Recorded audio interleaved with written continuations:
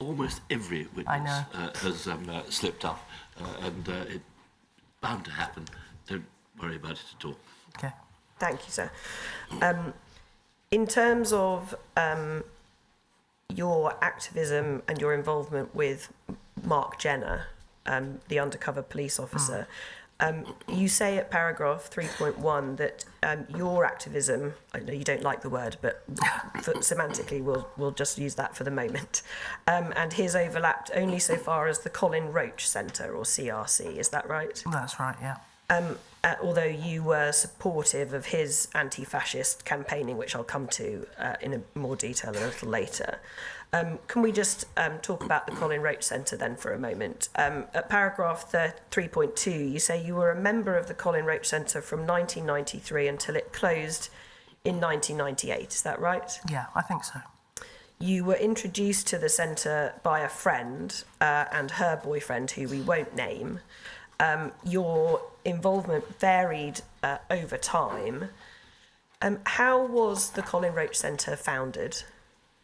My understanding was that it was a combination of the Hackney Community Defence Association, which Dr. Graham Smith was a lead member of, or a founding member, and the Trade Union Support Unit that Mark Metcalfe worked for, and that I believe had been funded by the GLC, but then lost its funding. And I think it was a combination of those two organisations. And the Colin Roach Centre was named after a black man who had died in contact with the police at Stoke Newington Police Station, is that right? Yeah. Why did you join? What was your motivation in joining? I had recently, a couple of years earlier, about a year earlier, I had come out of a long-term relationship, and with deep irony, my then partner had the same political beliefs as I did, but we never were involved in any activity, and he had previously been a member of the National Council for Civil Liberties, and he said, the problem is, if you get involved in any activity, the state are all over you. After I left him, I decided now was the time to get involved in political activity, and actually one of my friends was a member. I went along to a meeting, and I was very impressed by the people around the table. I felt that it was different from some of the more dogmatic groups that I was friends with, but the more dogmatic groups that I'd worked with in the union and when I was a student. You mentioned Dr. Graham Smith and Mark Metcalfe. They were key figures in the Colin Roach Centre. Were they essentially founding members? I believe so. What was your relationship with both of them like? Were you close? Yeah, Graham less so. I was quite close to Mark Metcalfe. Yeah. You say that attendance at CRC meetings was usually of about between 6 and 15 people, both members and non-members. Was there a formal membership of the Colin Roach Centre? I mean, these are better questions asked to Mark Metcalfe and Graham Smith, but I think there was a formal membership because we paid membership dues. There was rented space, there was printing costs sometimes of leaflets. So I think I was a paid member, so there would have been a membership list. You say at 3.7 that there were meetings a few times a month, is that right? Probably more often than that, actually. It felt... When I thought back at the time after, I mean, it felt like quite a lot. I don't think I necessarily went to everything, but there was always a lot going on. You know, left-wing people can make themselves very busy. You say that the CRC was run along generally democratic lines. Is that right? What do you mean by that? There were votes for things. There was no... I mean, you know, I could be corrected on this, but my memory is there was no formal governance structure. We weren't a political party. I mean, that was the...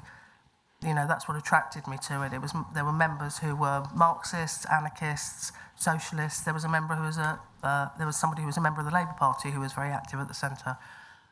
Would you have considered yourself an active member of the Colin Roach Centre? Yes. You particularly comment at 3.18 of your witness statement that Mark Jenner is wrong when he asserts in his witness statement at paragraph 212 that you were not already active at the CRC when he met you, is that right? Yeah. You say you were an active member. I think so, yes. I mean, look, yes, it depends what you mean by active, but it's a stretch to say if you're turning up at meetings and you're taking minutes and your mum's typing up, various documents from meetings, I think that kind of makes you a fairly active member. What would you describe as the aims and objectives of the Colin Roach Centre? I think it was a community centre that was a space for campaigning for local people in the community. I think a big part of it was monitoring police corruption. There had been a scandal at Stoke Newington Police Station, I think Operation Jackpot, and that was where corrupt police officers were exposed. And the centre was there to support local people who had suffered at the hands of the police. But it was also a campaigning centre for other groups. I remember there was a lesbian and gay group that I think used the centre for meetings. Was it involved in strengthening workers' collective rights? Yeah, there was a strong trade union position as well, and sometimes motions would come to the centre, and members would be invited to take those motions back to union groups where appropriate.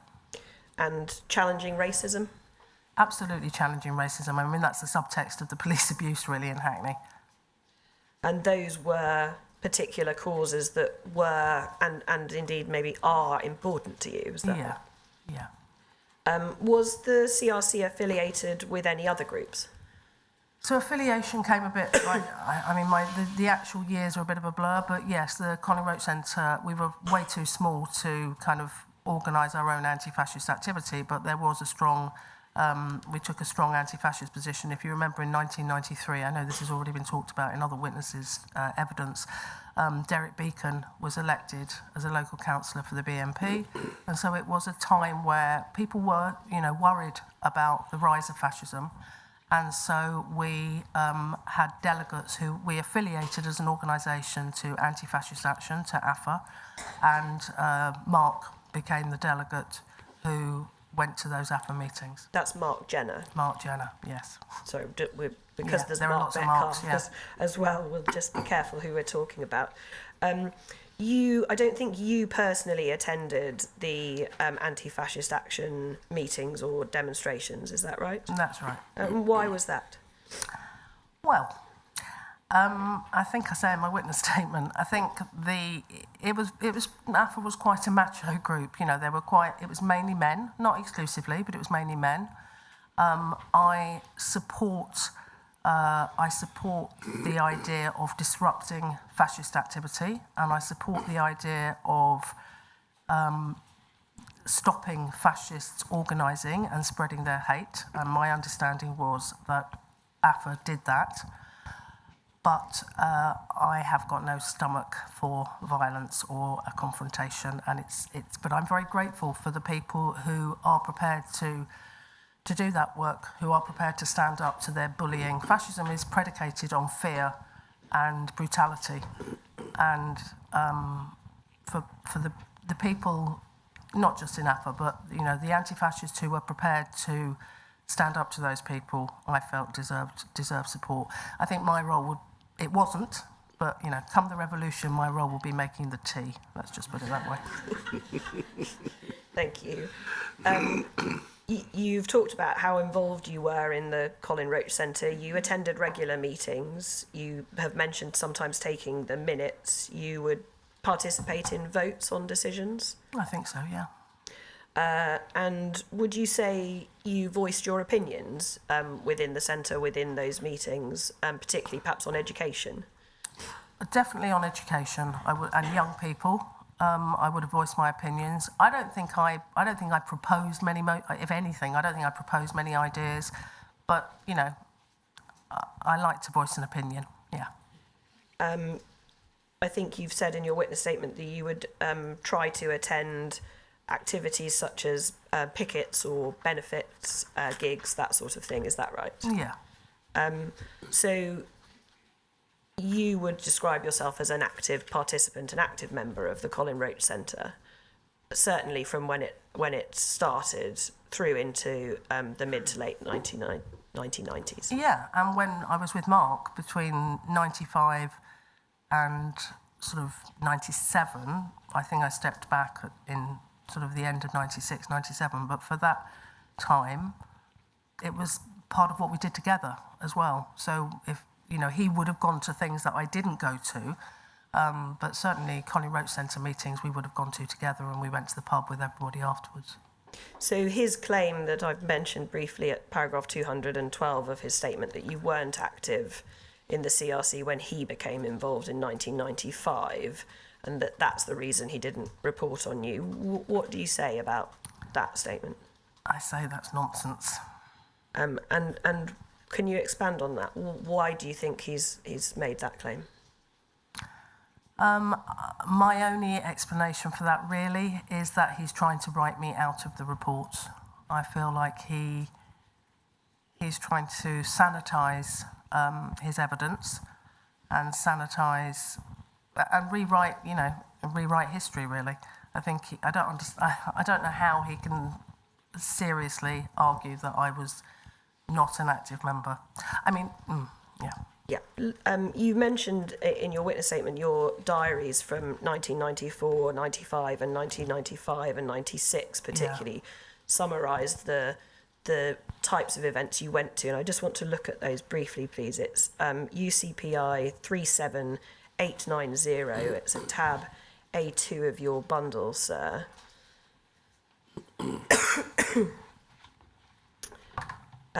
There we can see, can't we, 1994, and through the months of September, October, November and December, a range of events, including meetings, but not exclusively. Yeah. There are events such as a bike ride, there are benefits, marches and demonstrations, and then there are also delegate and members meetings. Is that right? Yeah. And we see the number of entries there, some 6, 8 or so per month through that year and into 1995. Do you think that if you had recorded those events that you had attended them? I think if I'd recorded them, they were either put in my diary when I was in a meeting and somebody said, we're doing this on that date. It doesn't mean I necessarily attended it, but it does mean that I was at a meeting where that date was arranged. For many of them, I know I was there. And for others, it could have been that I had it in my diary because it meant Mark was going. I see. You say in your witness statement to paragraph 3.21 that you don't have the diaries for July 96 to August 1998 and that they're missing. When did you discover that those diaries were missing? So in April 2000, when Mark disappeared, and then from about May 2000, or maybe earlier actually, when I started to suspect that he was not who he said he was, I started to go over every memory and every detail and forensically document a whole chronology of our time together. And it was at that point, and I keep all my diaries. I mean, I'm still, you know, I've got all my diaries from when I've got my diaries from, you know, when I was in 13 and 14. I've got a lot of diaries. So the fact that these two were not there with the others struck me as being quite suspicious. And so what suspicions do you hold about how they came to be missing? Well, when Mark disappeared, he was, you know, he removed himself very cleanly. Lots of things went. And I suspect strongly that he took these two diaries. He also something that disappeared was one of the videos, and it's only through because I enjoyed doing the video editing. I have video logs, time-coded logs of all the videos. So I've got time-coded logs of videos that I don't any longer have. I don't know exactly why. I've got suspicions. One suspicion is this is the period when we went to Israel, and that's the video that's been missing as well. So I know I had video of being in Israel. I remember I remember us both being stopped, I think in Haifa, by the police for him speeding, and I remember videoing that, and I remember sort of joking about, I remember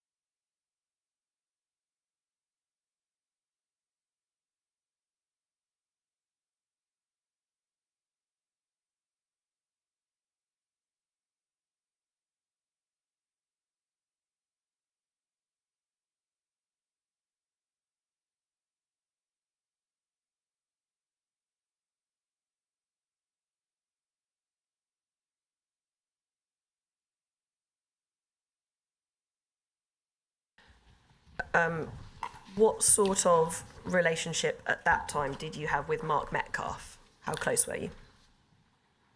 I mean, we were comrades. We were like, we were involved in the same political group. I wouldn't say he was a close friend, but, he was more than acquaintance. We worked closely together, quite closely. How was Mark Jenner at that first meeting? What was his demeanour and his behaviour like? Like it was for most of the rest of the time. He was there to learn. He was new to London. He said he was a joiner. He was from Birkenhead. He'd come down to London from work. He was very affable. He was very understated, not a show-off. Got on well with people, had a van, which he used to, he was very happy to drive people to the pub and anywhere else, actually, and take people home. So, do you remember talking to him at that first meeting? It's difficult to say if I remember at that very first meeting. Probably, yeah. I think we probably went round the group and probably introduced ourselves. I mean, I know sometime after that, I had a conversation with a woman in the group on the telephone about the fact that I fancied him. And it did occur to me when I discovered who he was, whether somebody was listening to that conversation and had tipped him off. I don't know if that's the case. But do I remember at that particular first meeting? Not definitely, no. But I definitely met him for the first time at the Colin Roach Centre. You say at paragraph 4.5 of your witness statement that he started attending meetings regularly. Yeah. And attending social trips to the pub afterwards. Yeah. Is that right? And he would offer people lifts in his van. Is that right? And he seemed to make friends easily and soon became close with various people involved in the centre. Is that your recollection now? Yeah. How did he behave initially towards you in those first meetings and first few weeks? I don't believe that he made a beeline for me. I don't believe that he kind of targeted me especially. He behaved towards me similarly to how he behaved towards everybody. He was pleasant, quite bashful. He's not a man of that many words, as you may find out next week. He's a nice bloke. He presented as a really nice bloke, as a very practical, very capable, pretty unselfish, and someone who was, good to have on side, and from a working class background. And if you know anything about the left, you get somebody from a working class background involved in left-wing politics, and they're gold dust, because suddenly they've got an authenticity that some of us maybe don't have. What did he tell you about his personal circumstances? They were very sad. His father had been killed, he told us, by a drunk driver. And that meant that he never went over the drink-drive limit, and he was always prepared to. That's why he was very happy to drive people home. He was estranged from his mother, who had remarried somebody called John, he said. And he saw her very occasionally, but he had no relationship with his mother. He was basically brought up by his grandmother, but she had died a couple of years before. He had a brother called Tony, who lived in Italy, and apparently, Italy? Rome, I think, yes, and worked for NATO. And that was it. That was his family. Did it seem to you at the time that he was open about his family? He was open with that information. I mean, if you probed more, he was quite closed. He would say, I remember on one occasion I was asking about friends. So I've got, I'm a Londoner, and if you're a Londoner, you kind of carry your friends with you. It's different from moving to London, I think. So I've got a lot of friends from childhood, teenage years, university, adulthood.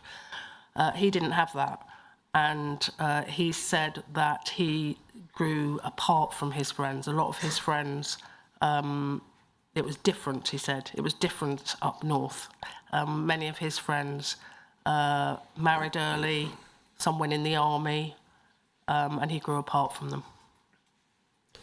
I think you say in your witness statement that with the benefit of hindsight, you realised that he was deflecting a lot of questions about his family or his personal circumstances. Is that right?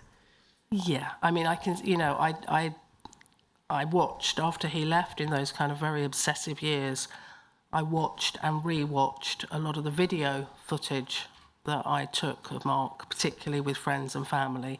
And in some of that, you can see him doing that. You can see him deflecting, shutting down, the sorts of things that other people, sort of just don't really do, like just not answering sometimes and laughing something off, but giving very little away.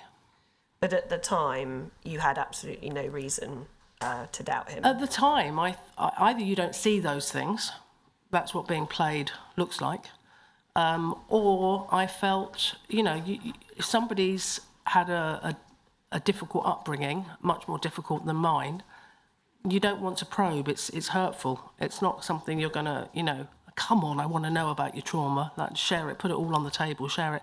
So for those early years, no, it wasn't something that I was going to dig into. I accepted what he said. How did he come across in terms of the type of campaign issues that you and the Colin Roach Centre were involved in? I mean, again, with hindsight, it's a very clever strategy. He came over as a bit of an ingenue, a bit of a sort of innocent abroad. He was down from Birkenhead in, that London, and he was here to learn. He said he did a couple of A-levels. He didn't go to university. He wanted to find out more, and that meant that that's one of the things that was appealing, was that he was not dogmatic about his politics, so he could kind of move from an initial interest in anarcho-syndicalism and class war through to the Colin Roach Centre, through to AFA and Red Action, with a narrative that explained that, because he was learning, he was changing, he was developing his political awareness and his political understanding. Yes, thank you. Just then moving on to talk about your personal relationship with Mark Jenner. How did your relationship develop in the weeks after you met him? He gave me a lift back from the intimate relationship, you mean? Yes. How did the personal, intimate relationship begin? So I suppose I saw him more at meetings, and we would go to the pub afterwards, and I would chat to him. And then on one occasion, he gave me a lift home. I don't drive, so I'm always very happy for a lift home.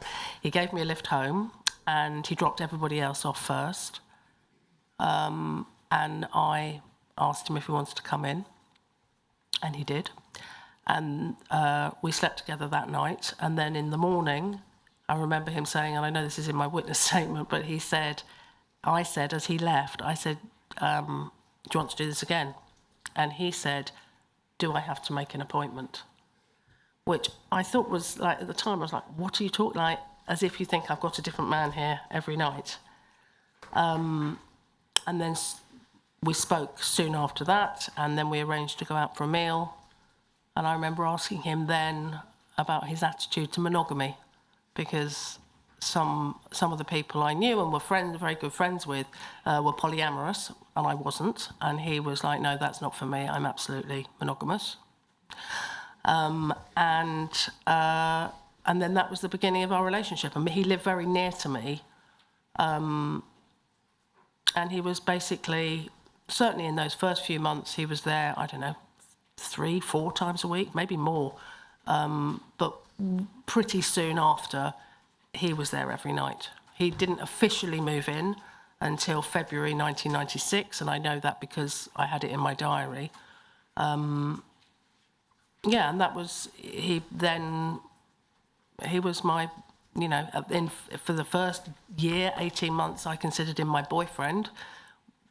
By kind of year 2, 3, I considered him my long-term partner, with whom I expected to have a future. There's a lot to unpick there. I know. Can we go back to the beginning? And I just want to ask you some points of detail, if you can remember them. At paragraph 4.18 of your witness statement, you talk about him giving you a lift home and being the last one to be dropped off. You invited him in and he said yes. Did you also ask him if he wanted to come in for a joint? I did. And what did he say to that? He said yes. And did you and he indeed smoke cannabis? We did. We smoked a lot of cannabis together, yes. I mean, not a lot, I mean, some that night, but over the years, yes. Way too much. Thank you. At paragraph 4.19, you talk about the rest of that evening, and you say you spent the rest of the evening together, you were talking, you were smoking, and you were drinking whiskey. Yeah. Is that right? Yeah. And how was that night in terms of how you were feeling about it? Yeah, it was great. I was very happy about it. You slept together. In other words, you had sex that night. Yeah. Who initiated that? I don't know, both of us. I can't, I mean, of all the things I can blame him for, and there are many, I can't blame him for being predatory towards me. I think it was, you know, I wanted to have sex and a relationship with him as much as he was exploiting and using me. At paragraph 4.20, you talk about the meal that you had at a restaurant the next weekend. Yeah. And that was when the conversation about monogamy happened. And was it you who asked him about monogamy? Yeah, definitely.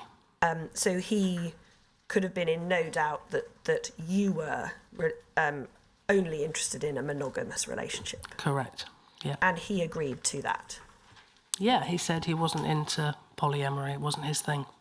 And I think that you do recall the date of that particular meal as being the 3rd of June 1995, is that right? I think so. The 3rd of June 1995, I had a note in my diary. I was definitely seeing him that evening. I suspect that was when we went out for dinner. I don't know for sure that it was that was that date. It could have been earlier. If anything, it was earlier, not later.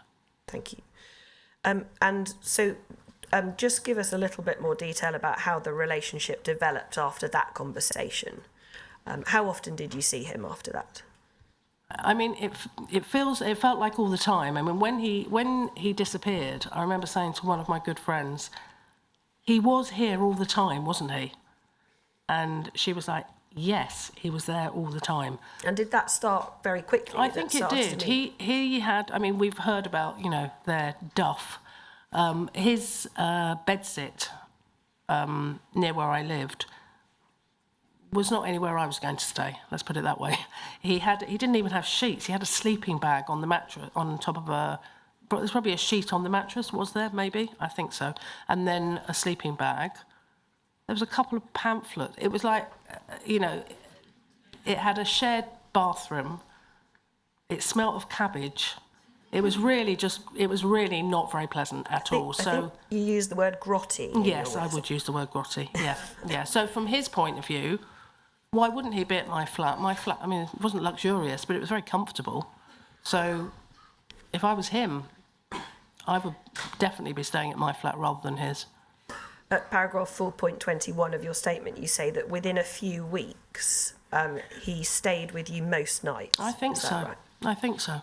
I mean, look, you know, I haven't got a crystal ball going backwards. I can't, but that is certainly the sense that I've got, that he was there all the time, which is why it made sense for him to kind of officially move his stuff in, because his clothes, you know, he had stuff, his clothes were not there, I don't think, until later in February the next year.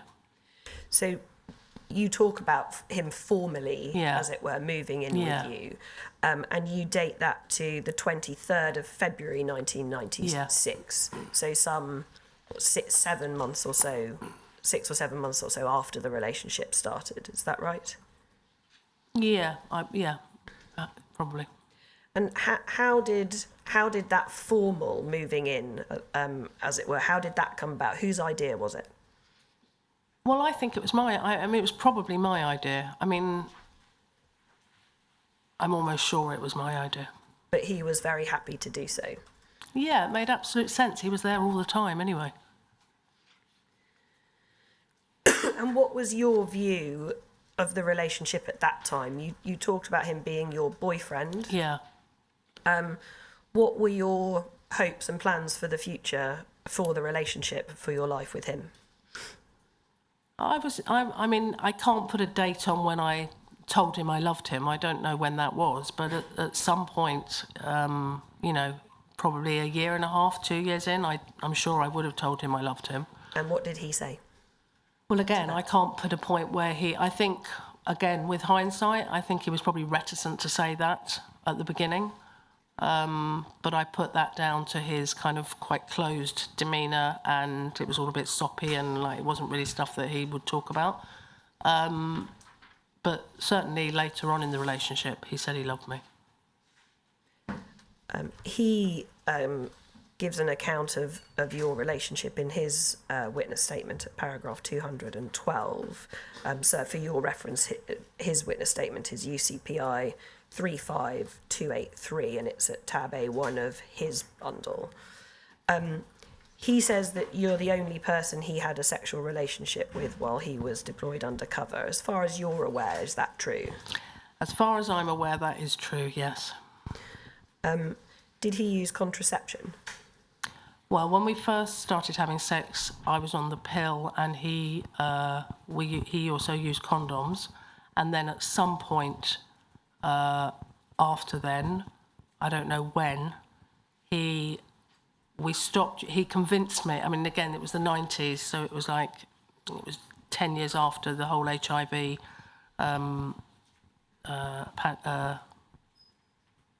what's the next word? It wasn't a pandemic, was it?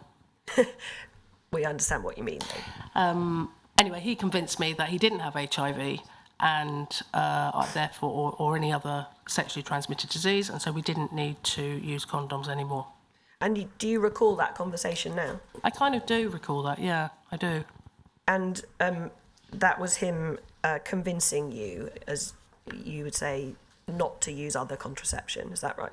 Yes, I mean, I realise now that he genuinely did know, because he had children and they would have had those tests. So I think I think that was genuine, but the fact that I was convinced by something without actually knowing how he knew is telling of his skills of persuasion. I want to ask you a little bit about the motivation for the relationship, and I want to look at what you think about his motivation and what he said about that first, if I may. You deal with this at paragraph 4.34 of your witness statement, where you discuss what he says, and his explanation for the motivation for your nearly 5-year relationship was that you had a landline telephone and knew a lot of people in Hackney. So your home made an ideal base for him to continue his undercover operation. Yeah. And you say that's unconvincing. Yeah. Why do you say that? Everybody had a landline telephone in 1995. No one knew anything other than landline telephones in 1995. It's complete nonsense. I mean, it's like, I don't even know where to go with how ridiculous a suggestion that the reason he had a 5-year relationship with me is because I had a landline telephone and I knew a lot of people in Hackney. Yes. He says that his move into your home came about because various people in his target group, including Mark Metcalfe, had been unable to contact him in his cover flat, and as a result, Mark Metcalfe suggested that Jenna, moved in with Mark Metcalfe, or another Colin Roach Centre member. And that would also have an additional benefit that he wouldn't have to pay so much rent. Mark Jenner says he thought it wasn't sustainable to resist that suggestion when it was the obvious thing to do. And Mark Jenner claims that Mark Metcalfe suggested your home as being the one to move into. What do you say about that? Well, it's the first I'd heard of it when I read this. I mean, there's a whole web of lies around where Mark Jenner was living during these years. And this is, I think, part of that. I was thinking about this last night, and I was trying to remember, were there lots of phone calls on my landline for Mark Cassidy, when we lived together? Like, did that sort of stack up, that he did need that landline, that access to a telephone because he was in constant demand? It's just not true. I mean, I know it's now difficult to look back and remember what life was like before we all had mobile phones, but somehow people made an arrangement in advance and they turned up and they were there. Plus, he did also have there was a phone, a communal phone, in his accommodation where he lived in that bedsit that was a shared phone. So, What do you think his true motivation was? well, I think it's obvious. I think his true motivation was that it was his relationship with me was about sexual gratification. It was about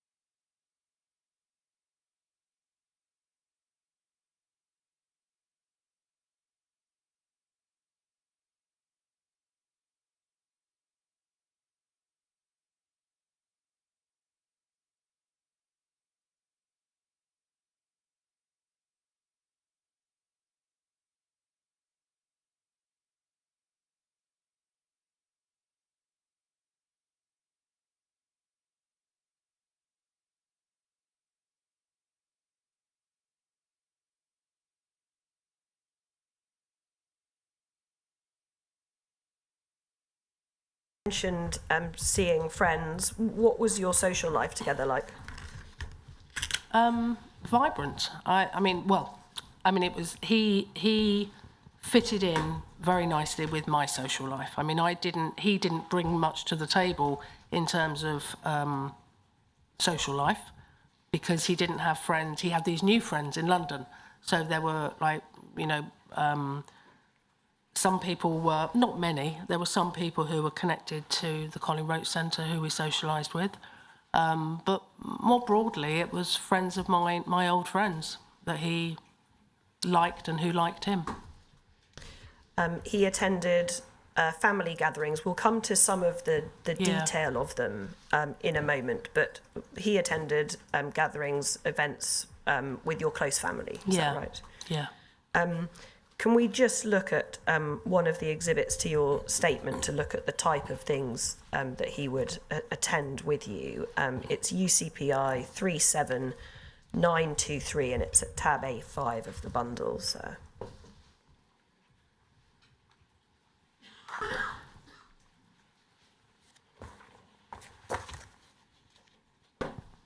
This is a document that was compiled by you, is that right? Yeah. And this is from, presumably with the assistance from some of your diaries, is that right? It's mainly my diaries. It's also my mum's. I think my mum went through her diaries as well. And we see there various different types of events.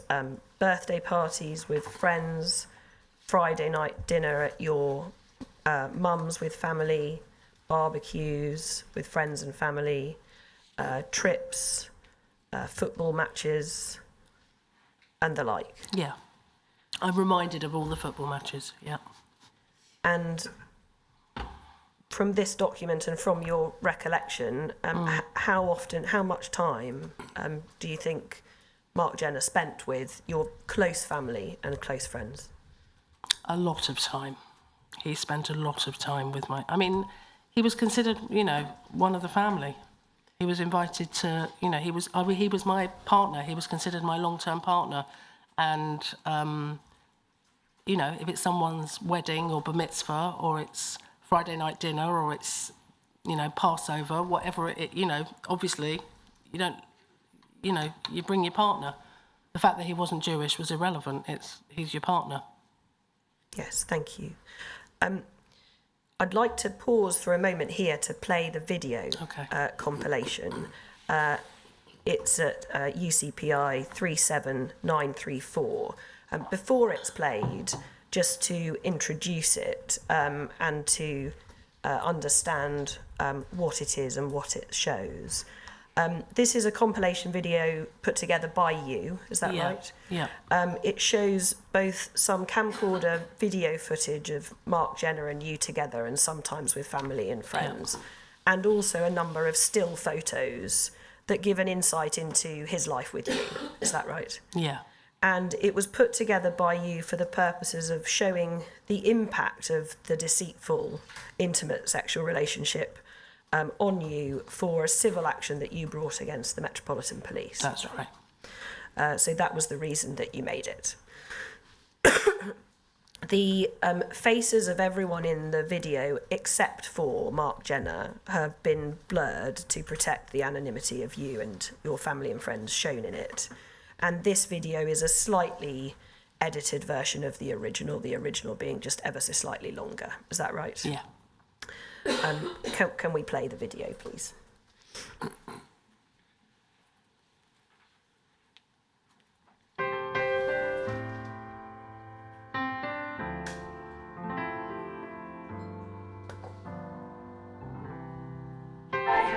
Escape from reality. Open your eyes. Look up to the skies and see. Outside that red firelight. Oh, you're gonna let it all hang out. Fat bottom girls, you make the rockin' world go round.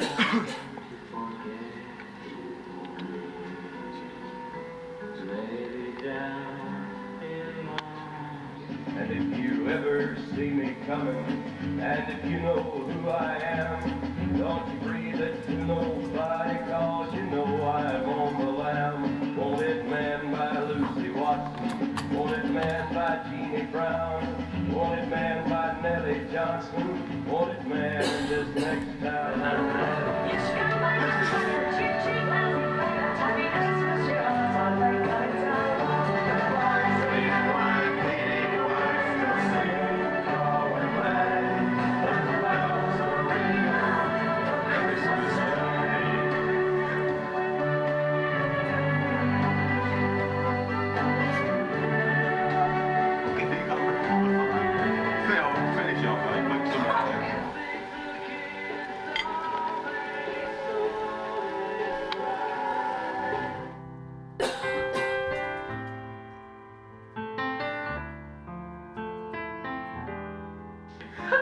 You can't be asked to amuse me by saying a couple of numbers between 1 and 60. Too much fucking effort, can you believe it?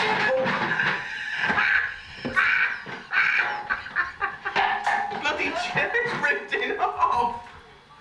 Look at that! How the fuck has that happened?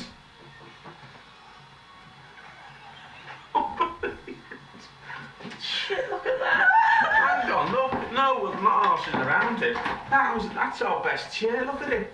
Look, it's fucking ripped it off. Minor breakthroughs today. Managed to do some complicated cutting of tiles, so it's gone reasonably well. Oh, it's taken me, the day just to stick on down. Might be wit's end.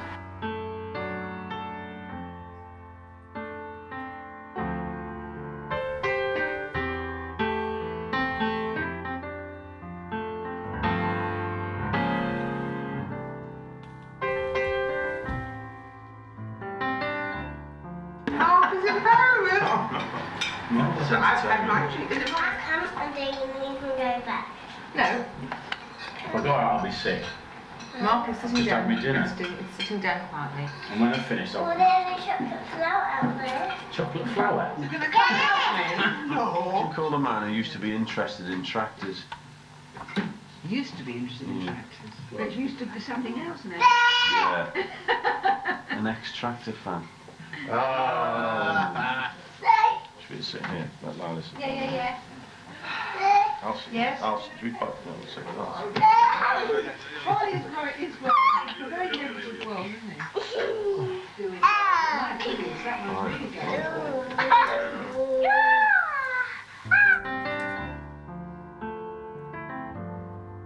Pants last time I was here.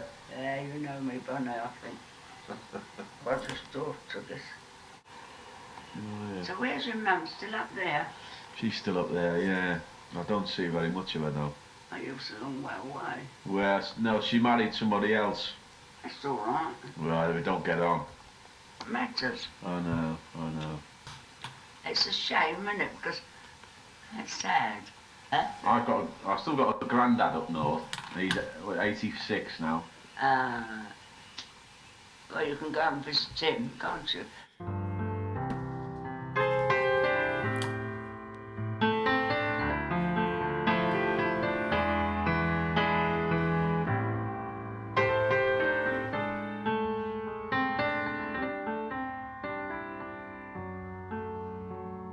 I was telling a friend about it. Mark. It met you. Yeah, Gina's boyfriend, Stephen.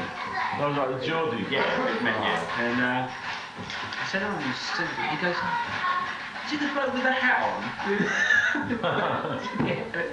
And he remembered you. He's seen him once. Quicker. We're now looking at the good beer guide to try and see if we can find anywhere to go before it gets too dark, but most of the places are already shut. What about the one in the house? What do you want to do, Benny? I don't mind, Molly. Have a cup of tea.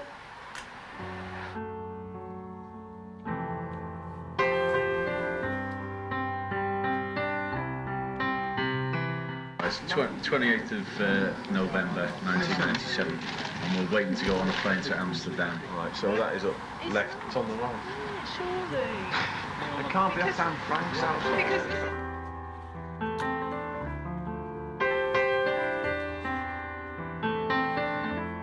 Right,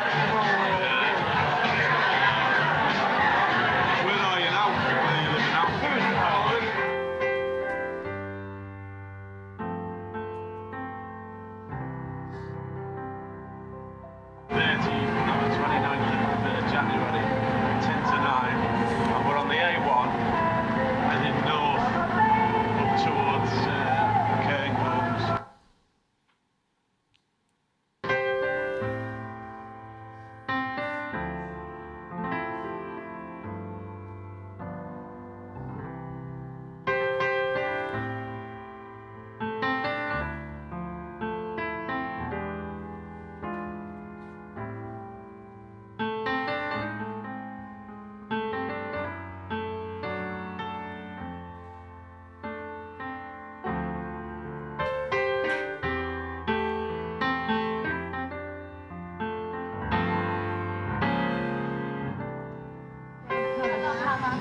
It's really nice. Only problem is too many fucking tourists out here.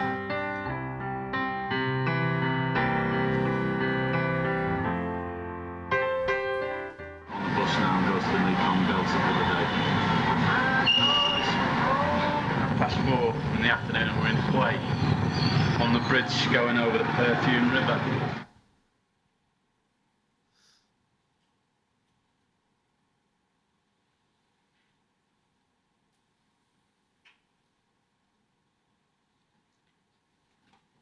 Thank you.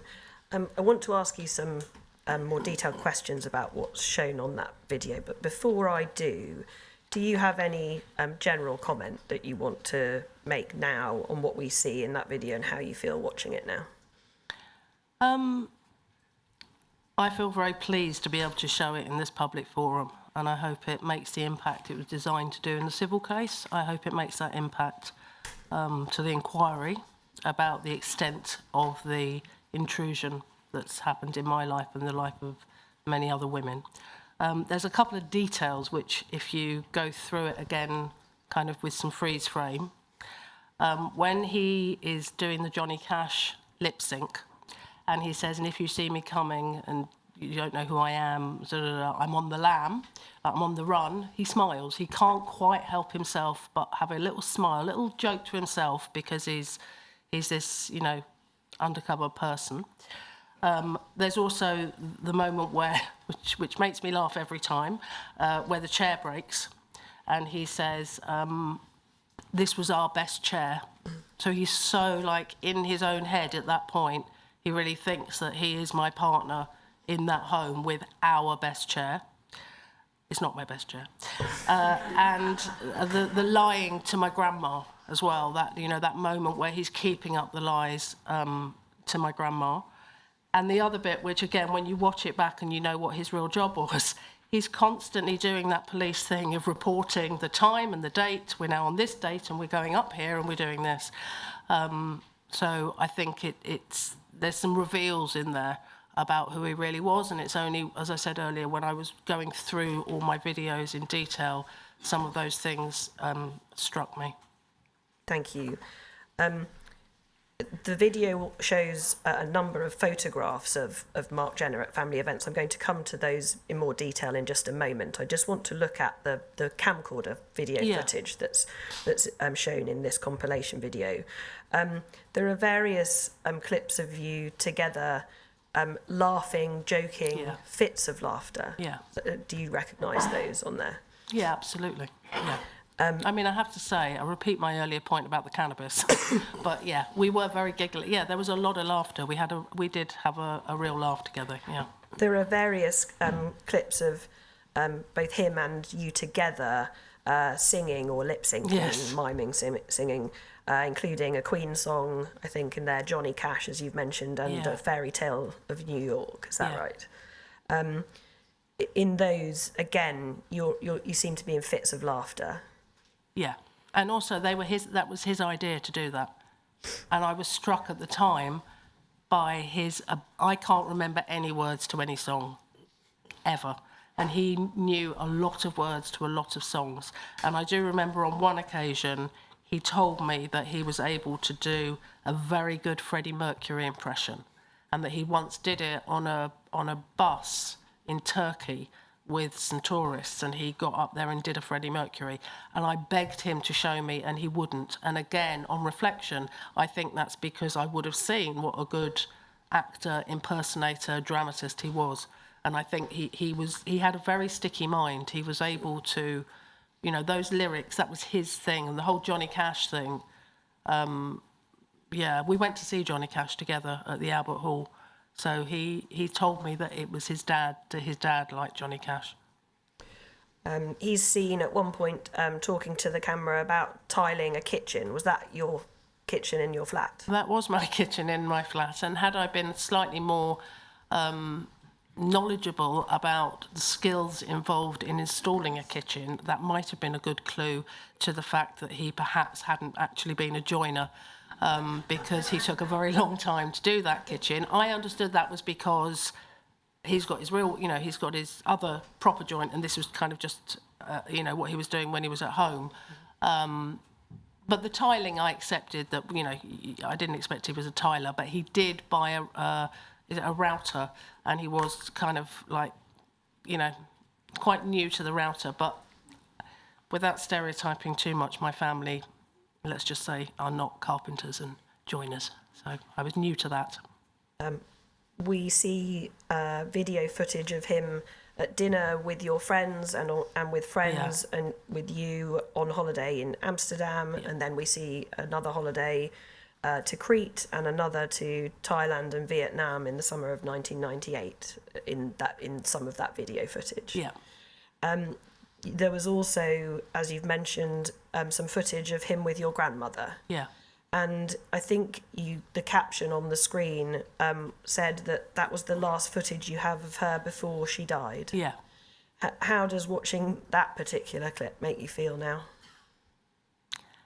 It's I mean, again, my grandma is a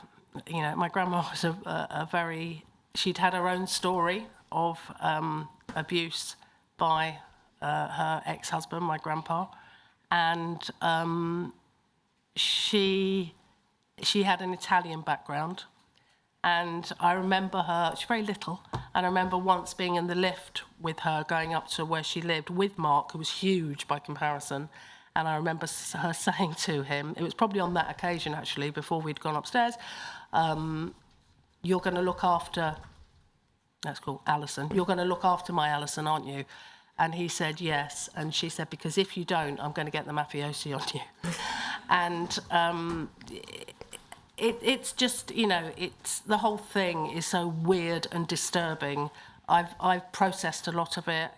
He was part of our life. He is in the fabric of, you know, our memories. He was in the fabric of the memories in our head, and he is in our photographs and our video footage. So, and it taints those memories. It taints them, but it also makes them, you know, it makes you remember, like, yes, I suppose it does taint them, but at the same time, I'm very, very pleased that I recorded it, because otherwise I wouldn't be able to evidence that here now, and she would be delighted, so it's okay. Thank you. I'll come back to some of the photos in more detail after the break we're about to take, but just in terms of this last questions, there were pictures of him gardening. Was that at your flat? Yeah. And also barbecuing in a garden. Is that also at your? Yeah, and painting the hallway. Yeah, he painted right. the bathroom, I think, at some point. Thank you. Sir, this might be a convenient moment to take a break, as I'm going to move on to some of the photos. Certainly. We'll break for 15 minutes and resume at shortly before 10:02. Thank you, sir. All right.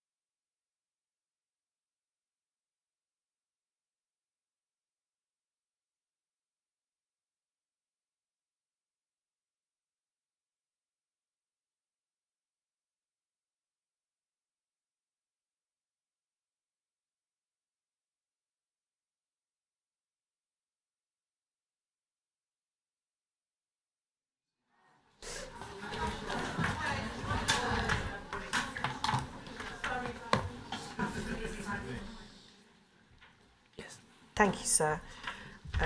Alison, before the break, we were looking at your compilation video. I just wanted to ask you one more question about the camcorder footage.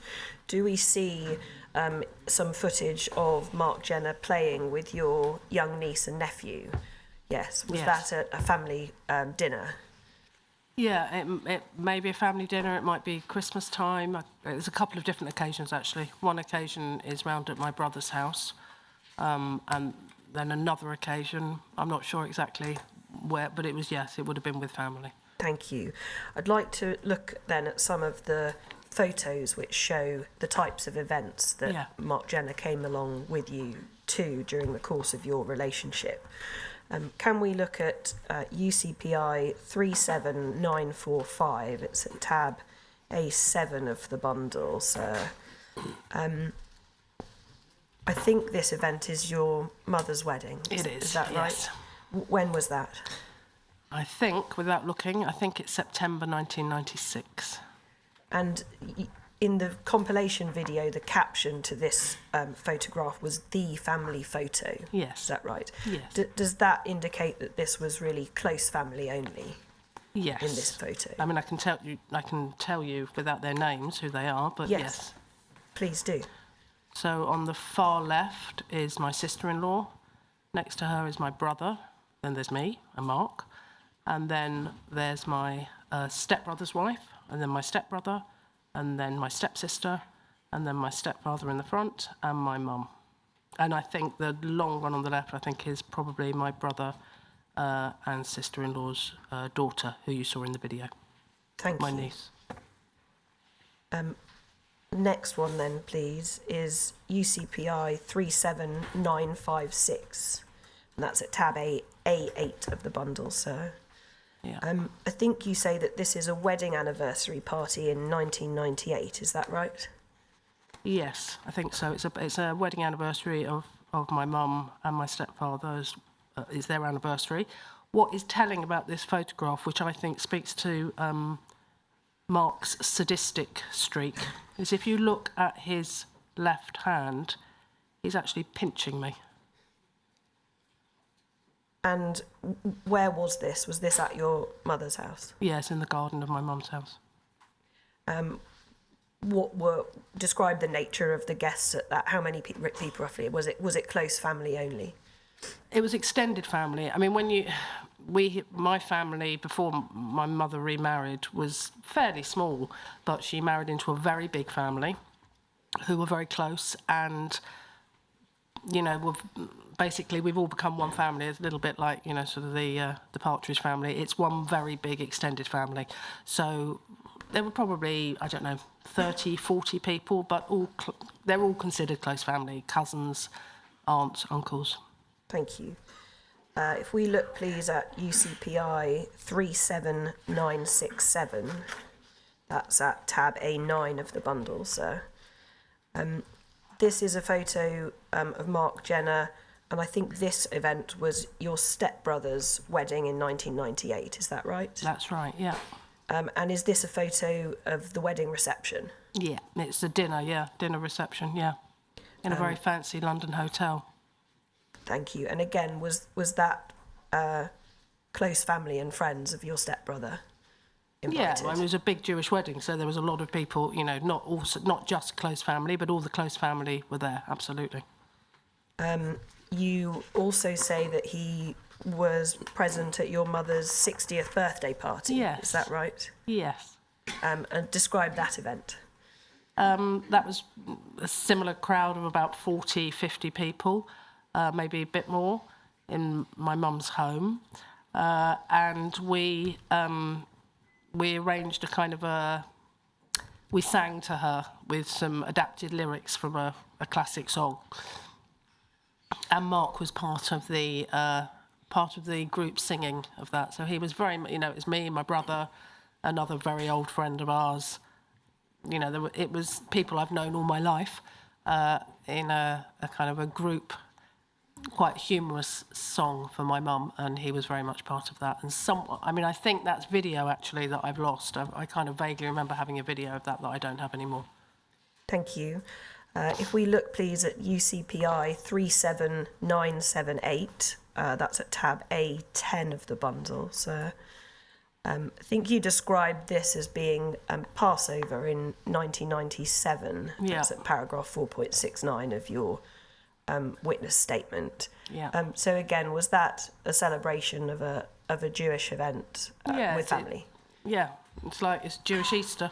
Yes, it's, as I said right at the beginning, there's lots of these sort of family events, and they're big family meals. There's I don't need to explain what Passover is, I don't think, but Mark was absolutely included, and also didn't resist, didn't kind of take I'm not doing that nonsense position that's some people in our political groupings might have done.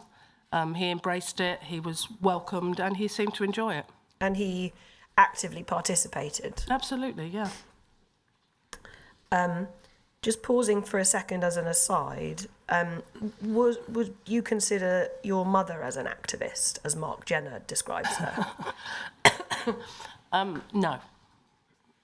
I should, I'm loath to say this, but I am going to say it. For her 60th birthday party, my brother organised a fabulous cake that was in the shape of a red flag, and out of the cake came a bottle of champagne, which I think sort of characterises perhaps mine and definitely my mum's politics. I see.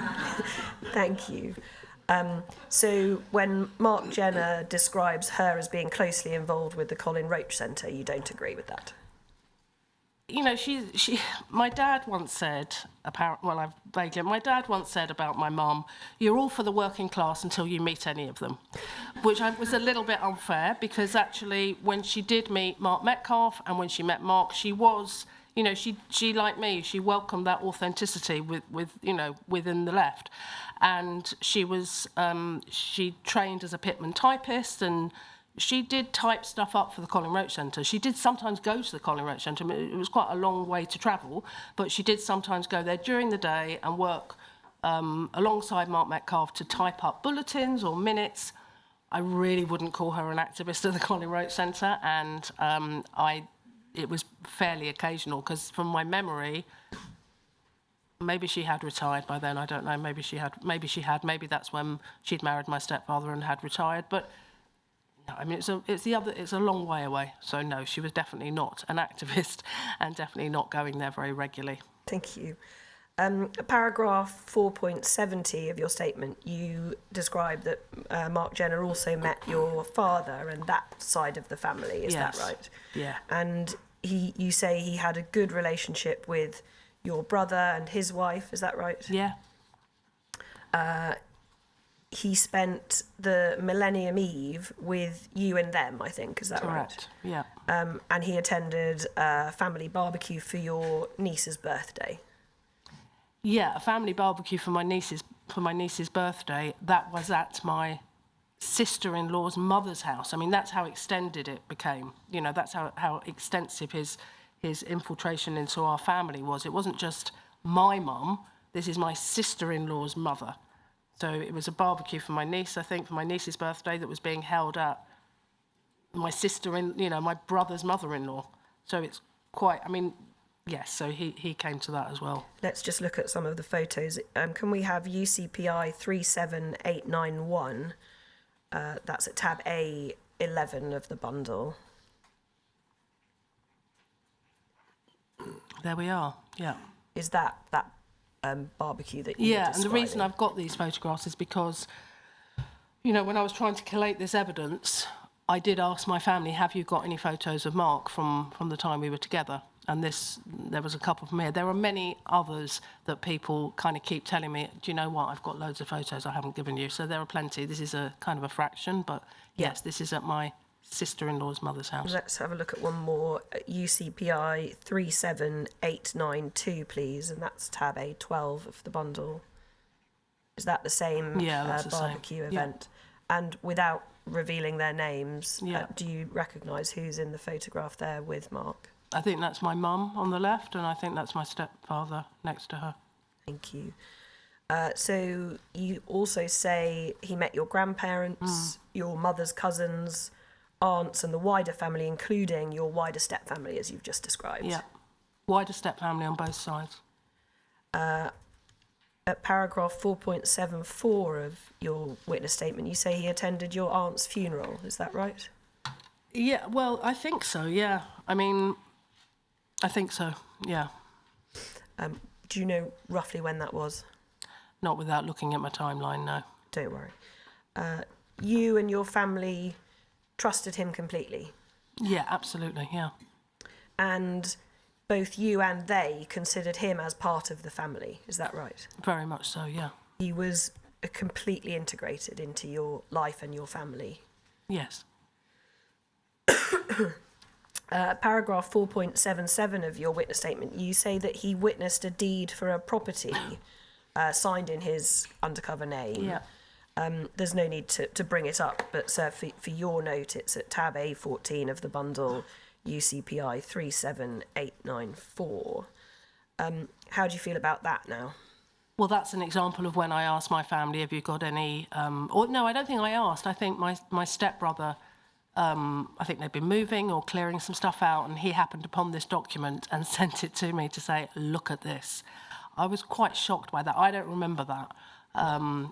My stepfather had a small property business, and I think that was transference of some deeds. And it's extraordinary. It's quite extraordinary, the audacity, actually, to have agreed to sign that under that name. I've kind of got no words about that. I was more shocked about that than some of the other stuff because I didn't know about it, and I had it presented to me as, wow, look at this. Yes. Paragraph 4.67 of your witness statement, you describe him as being an integral part of your family. That's how it felt at the time. Yes, absolutely. Yeah. I want to ask you about holidays, please. You say at paragraph 4.79 of your witness statement that you went on many overnight trips and holidays together, mostly alone, but sometimes with friends and family, and we saw some of those in the compilation video, didn't we? I just want to go through some of them and look at some of the photos in a little bit more detail. Paragraph 4.80 of your statement, you say that in 1995, between the 27th of December and the 3rd of January, you went camping to Scotland in Mark's van. Yeah. Let's just look at some of the photographs. UCPI 37895, please. It's tab A15 of the bundle.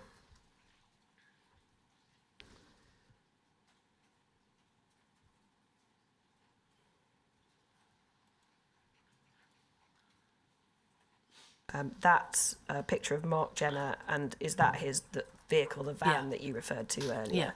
If we look at the next one, then 37896, please, tab A16 of the bundle. That's you in his van. Yeah. Obviously with your face redacted.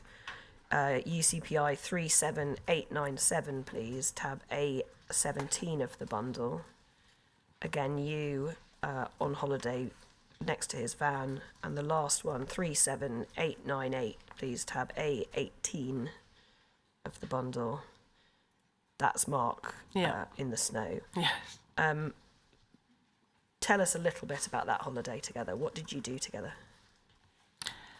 I think we went walking a lot. I think that's the holiday where I think we walked. He was interested in military history, and he was interested in history, full stop, which I found appealing. And he was presented as someone who was self-educated.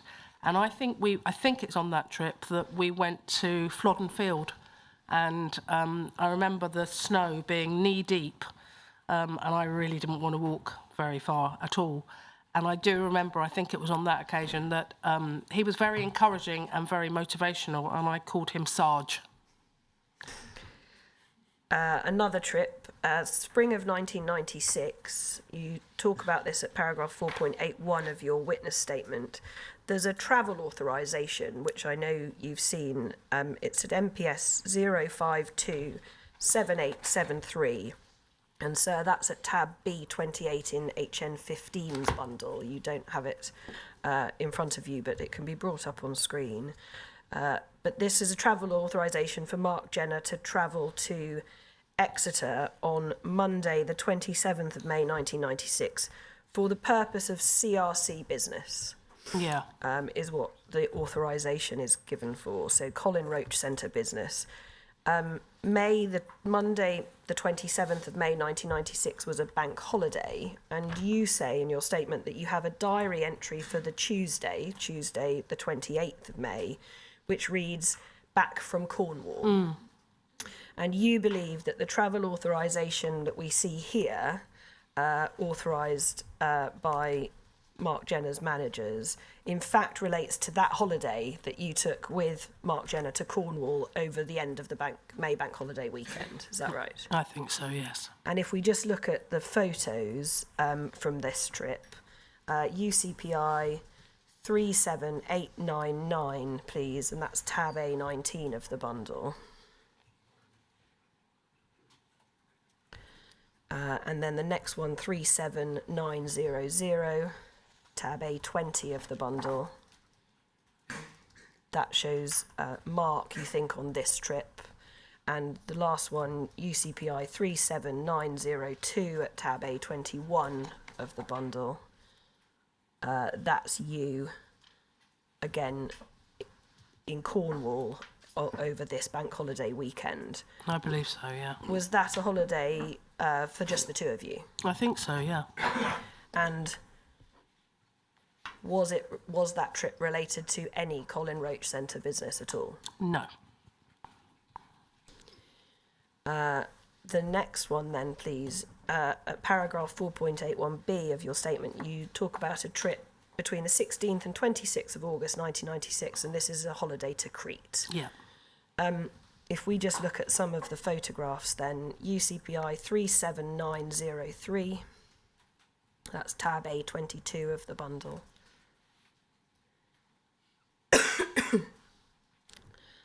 Is that Mark Jenner relaxing on holiday in Crete? I think so, yeah. UCPI 37904, please, tab A23 of the bundle. Yeah, that's definitely our accommodation in Crete. UCPI 37905, tab A24. Yeah, that's walking the Cimmerian Gorge, where, of course, I want to give up, which is why he's looking like that. I see. UCPI 37906, please, tab A25 of the bundle. This is an interesting photo. It's one a bit like the other one I mentioned, where if you look at his hand, he was pinching me. Here, this one, I think, is taken by my stepbrother, who was in Crete with his then new girlfriend, who became his wife, and we visited them in their apartment, in their hotel. And if you look at Mark's right hand, he's making a gesture there that signifies something rude, let's just say. Yes. And it was only kind of when I looked back on these in some detail that I saw that. So I think it's that kind of, internal conversation he's having in his own head about laughing at the people he's around. You think he's enjoying deceiving you? I think he's making a gesture about my stepbrother, or my family, or me, or any of us. But there's a coded message in there. That's not a natural way to leave your hand. If we look at UCPI 37907, please, tab A26 of the bundle. Again, that's the two of you in Crete on holiday. Yeah. The next one, UCPI 37908, tab A27. Again, him relaxing on holiday. Yeah. Can we look at the next trip then, please? Between the 1st and the 3rd of November 1996, you went to Centre Parks with two friends and their two young daughters. Yeah. Without naming them, do you remember this trip Of course. and know who they are? Yeah. If we look at the photographs then, UCPI 37911, tab A30 of the bundle, please. Is that the two of you cooking together? Yeah, my friend, she's one of my oldest friends from school, and she won this trip to Centre Parks for a chalet for 6, I think, for her and her husband, her then husband, and her 2 children, and invited us to join them. And that's us cooking in the chalet kitchen. Next photo, UCPI 37913, please. That's tab A31 of the bundle. That's Mark Jenner on the sofa with someone who's redacted for privacy. Would that have been one of your friend's daughters? Yeah. Who you can't see, but has just come out of the bath and is wrapped in a towel. Yeah. So quite an intimate moment. Yeah. Family type moment, Yeah. friends. UCPI 37914, please. Tab A32 of the bundle. Again, is this you serving up dinner with Mark Jenner? Yeah. Again, very intimate scenes, complete trust in him. Yeah, be I around actually you. think we're serving the children's dinner there. But yes.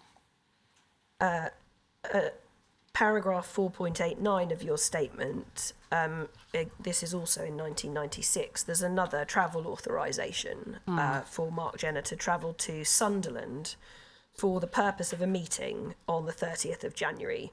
And it's at MPS 0527890. And that, sir, is at tab B24 of HN15's bundle. If we just blow it up slightly, it's very small.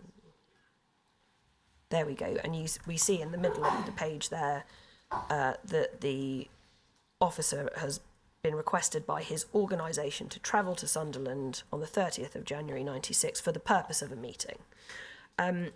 You have a diary entry for that date of a football match between Sunderland and Tranmere Rovers. Yeah.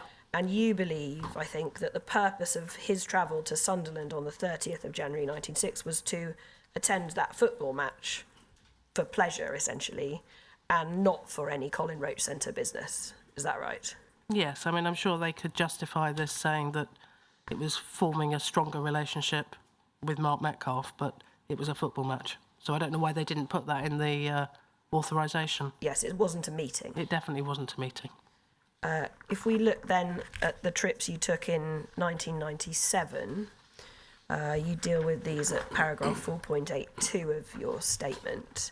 In January, you and Mark went away to the Lake District alone together. And there, let's just look at the photographs. UCPI 37940, tab A56 of the bundle, please. Is that Mark in the Lake District in January 1997, do you think? Well, I believe so. I hadn't included this originally, but it was only when I saw some of the authorisations, I think, that I then found these and looked on the back, and they're dated, aren't they, I think, with January 97, and they're specified of particular places in the Lake District. Thank you. If we look at the next one, then UCPI 37942, tab A58 of the bundle. Is that you on the same trip? It is, yeah. Yeah. And then the last one, UCPI 37944, tab A60 of the bundle. Yep. That's you. Yeah. You're right about the travel authorisation. If we just look at that, MPS 0527833, and so that is at tab B32 in HN15's bundle. There's an authorisation for travel to Cumbria/Northumbria, dated the 6th of January 1997, for a trip on the 29th of December 96 to 4th of January 97. It's signed by Detective Superintendent, it says there, but DCI Edmondson, HN216, for CRC meetings. We see there. And you believe that that travel authorisation in fact relates to this holiday that you took with Mark Jenner to the Lake District. I think so. And that, again, was just a holiday for the two of you for pleasure. Yep. And not related to any Colin Roach Centre business at all. No. In February, you and Mark went to the Brecon Beacons National Park, walking along the River Wye and in the Black Mountains. Is that right? Yep. In April, you and Mark went to Alston in Northumbria with some friends. who lived there for a few nights. And if we look at the photographs, it's UCPI 37915, please, and that's tab A33 of the bundle. Is that the two of you together in Alston? And one more, UCPI 37916 at tab A34. Again, is that the two of you on holiday together? Yeah. In May or June, you say you and Mark went away together alone to Applecross in Scotland in Mark's van, and you camped in the van. Is that right? Yeah, I think it was Applecross and Ullapool actually, but yeah. And the trip lasted about a week or so. Yeah. And if we, those exhibits are at A34 to A39 of the bundle. I won't bring them up, but we'll come to some others. Between the 3rd and 18th of August, you and Mark went on holiday together to Israel. Yeah. And you met up with family, friends living there and stayed with them for a couple of nights in Tel Aviv. Is that right? When we arrived, yeah. You say that when you were investigating when Mark Jenner disappeared, you wrote a detailed chronology of that holiday, and it's at UCPI 37924, which is at tab A41 of the bundle. Does that detail that holiday and what you did together? Yeah, I'm not sure I wrote that after he left. I think maybe that was more contemporaneous, actually. And when it says at the top, holiday from hell, Yes. what was that about? Because we were scheduled to go for 3 weeks, and after about, 10 days, he was struck with apparently pneumonia. That resulted in us having to go to Tel Hashemer Hospital. And, well, he was unwell, and the doctors there said he had pneumonia. I think there was a bit of back and forth, and eventually they said, you need to go home. So our holiday was cut short, and we came back, I think, I've looked at the dates of the ticket, so I can see it looks like we were there for maybe 12 days. I'm not sure entirely, but whatever it says on here would be accurate. Thank you. In October, 31st of October, you and Mark went away for the weekend to New Radnor with some friends. Yeah. And you talk about that at paragraph 4.82F of your statement. On the 28th of November, you and Mark went away for a weekend to Amsterdam with a friend and colleague from your school and 2 other friends. Yeah.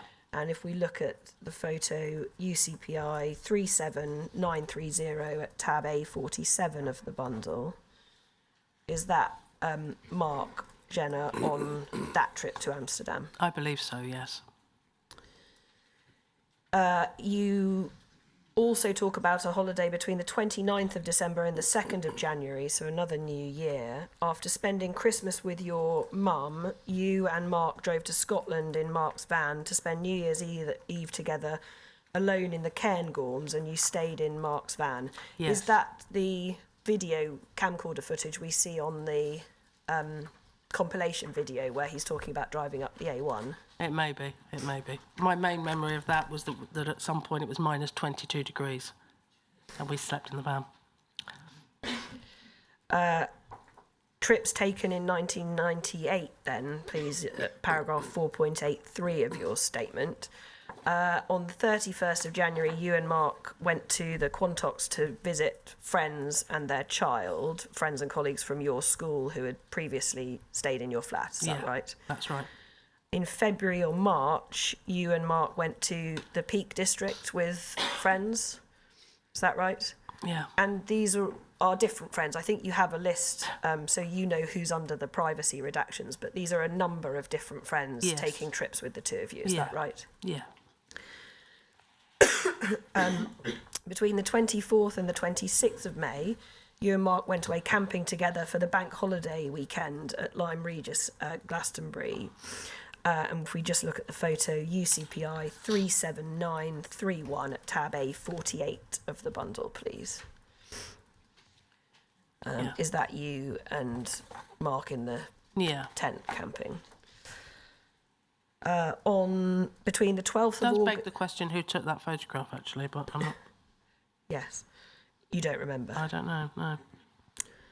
Between the 12th of August and the 3rd of September, you and Mark went on holiday together alone for 3 weeks to Thailand and Vietnam, and we saw some of that footage, camcorder video footage on the compilation video, didn't we? Can we just look at some of the photos? UCPI 37932 at tab A49 of the bundle, please. Is that Mark on that holiday? It is, yeah. The next one, UCPI 37935, please. And that's tab A51 of the bundle, I think. Yeah, that's in the tunnels. Vietnam. And UCPI 37936, please, tab A52 of the bundle. Is that you on a boat trip? Yes. With Mark Jenner, Yeah. you on a boat trip. So again, a holiday for pleasure, a lengthier one this time, 3 weeks, where you did normal touristy things. Is that right? Yeah, I mean, the trip to Israel was supposed to be 3 weeks, but yes, this was 3 weeks. Between the 16th and 18th of October, you and Mark went to Taunton to visit friends again and their child for the weekend. Is that right? Yeah, just going back to the Vietnam trip, I don't think I put this in my statement, and it may be irrelevant and it may be real chicken pox, but we did have to delay this trip. And we were supposed to go on a certain day, and I had chicken pox, and then it was delayed. And I don't know what, anyway, I just say that because at the time, when I was looking back on stuff, I was quite paranoid about a lot of things. And I did start to think, was that, had I been somehow made to have chicken pox that I didn't have, that we needed to go on a certain date and not earlier than that. But anyway, we did go for 3 weeks. And that sort of thinking that Yes. you had at the time, Yes. when you'd found out that Mark Jenner was an undercover police officer, Yeah. is that indicative of the type of impact that deceit had upon you, that Very you much. questioned everything? Absolutely, yes. Going on then to trips taken in 1999, between the 5th and the 7th of March, you and Mark went away together for the weekend to Amsterdam, and you think on this occasion you went alone. That's an exhibit 52. We don't need to bring it up. Between the 1st and the 6th of April, you and Mark went away to Land's End in Cornwall with your friends, who were friends and colleagues from your school. Yep. And again, exhibits 53 and 54. I don't need to bring it up. Between the 28th and the 30th of May, you and Mark went away for the weekend to the Forest of Dean, and you think it was the two of you alone together. Was that another holiday? And in August, you went away together alone for a 10-day cycling holiday in Holland. Yeah. Is that right? Yeah. And then in 2000, you say between the 5th and 6th of February, you and Mark went away together to Church Stretton in Shropshire, and again, you think you went alone together. Yeah. Do you think that these are you've detailed all of the trips that you took together, or do you think there might have been more that you just don't know the details of now? I think probably the large majority, there may have been others, but I think probably that's almost all of them. I mean, a lot of them are taken from, if they're during the dates when I didn't have my diary, they'll be from the video logs. But I think they're the vast majority, yeah. Thank you. There's a lot of them. Yes, there are. And also the thing that I think when I look at them again, when I look at some of these photos and cycling in Holland and walking in the minus 22 degrees, I do think that is one of the things that you asked earlier, like what I was attracted to in him and how did the relationship work. I did do things with him that I probably wouldn't have done with anyone else because he did appear and was extremely capable and made me feel safe. And so that's that is quite complicated. Yes, thank you. I want to look then, that can be taken down, thank you. I want to look then at the progression of your relationship from 1998 onwards. At paragraph 4.106 of your statement, you say that you were never interested in marrying Mark, but from around 1998 onwards, you knew you wanted to have children with him. Yeah. Is that right? Just explain how those feelings progressed during that time. Yeah, I mean, I wasn't interested in marrying anyone. I wasn't married before, and whilst I have got married since, and that's perhaps, you know, partly as a result of all this, I just didn't believe in marriage. It wasn't that I didn't want a committed, monogamous, long-term relationship with him. I did. But from 1998, I wanted to have children with him, and I talked very openly about that. You can see in some of the photographs, my peers had children. You know, they were starting to have children, and therefore some of our social life, or my social life, was changing. People were going out less in the evenings. Things were changing. And I felt as well, you know, we'd been together for about 3 years, and I was in sort of my early to mid-30s, and it just felt like the natural and the most obvious next stage, if only to, you know, to think about it and talk about it and plan for it. And you said you talked openly about it. Did you discuss it with Mark Jenner? Absolutely, yes. Not regularly. I mean, I think it became quite regular in the last sort of year to 18 months of our relationship. But, you know, I saw how he was. You can see on the video how he was with my nephew and niece, and how he was with my friends' children when we went round there. I could see he'd be a great dad. And yeah, it's and also, as I mentioned before, the bereavement, you know, there is a thing, isn't there, where a bereavement can trigger a feeling of, you know, wanting to have children, your own family, and I think that was part of it.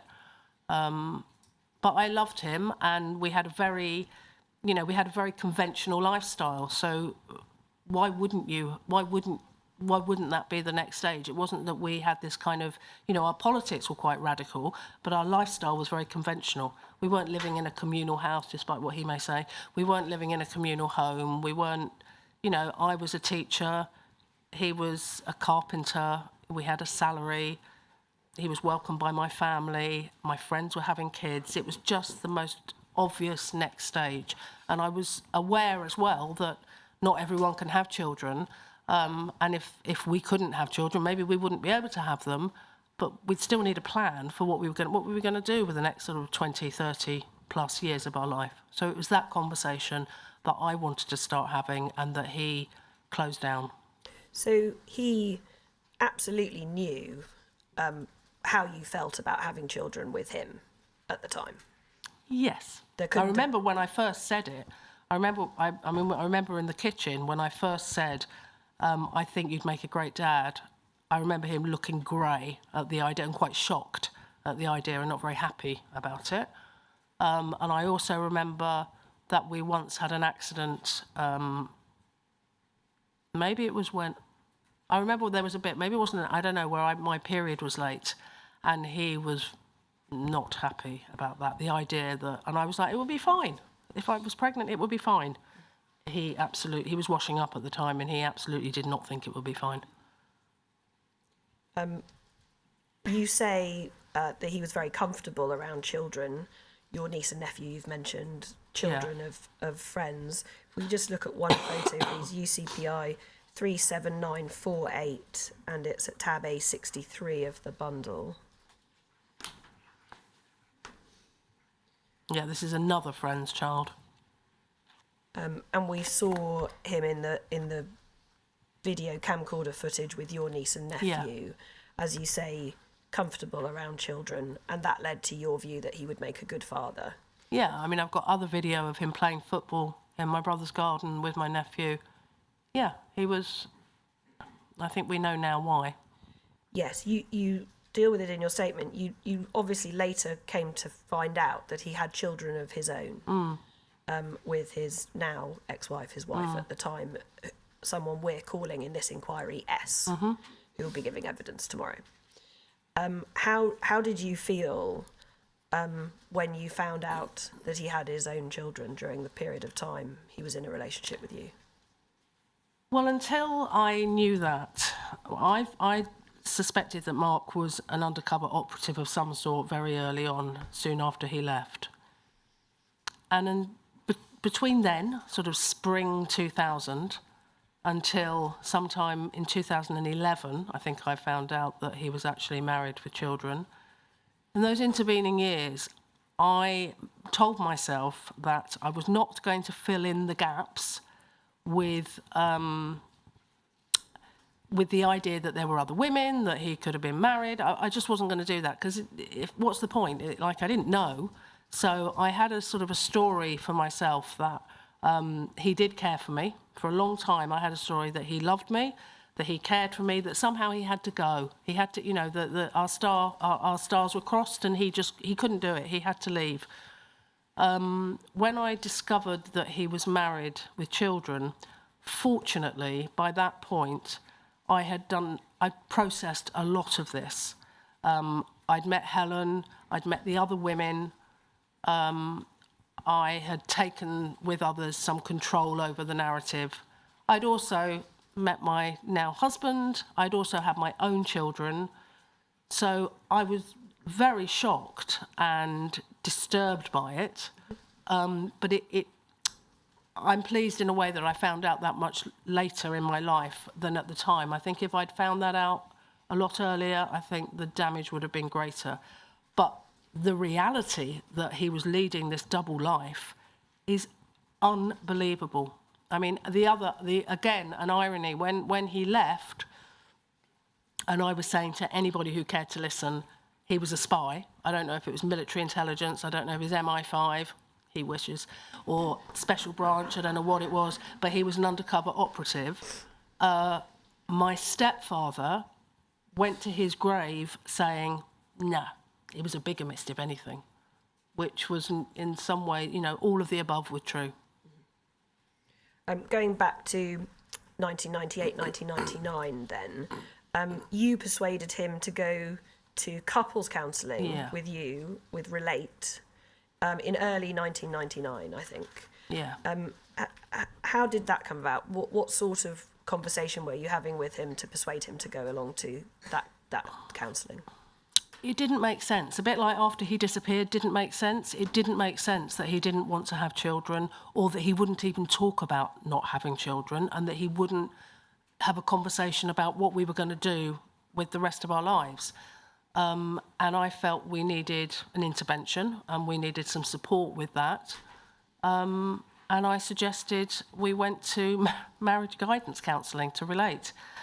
He wasn't very happy about the idea, but he did agree. And I think I say in my statement, I do recall on the very first occasion when we went, literally dragging him up the road. He was not happy at all. But once we got in there, the person we worked with was very good. Well, the first person we met was not the person who then became our counsellor. There was one person we met who took notes about our backgrounds, and then we were connected with another counsellor. And again, in terms of like my, you know, quite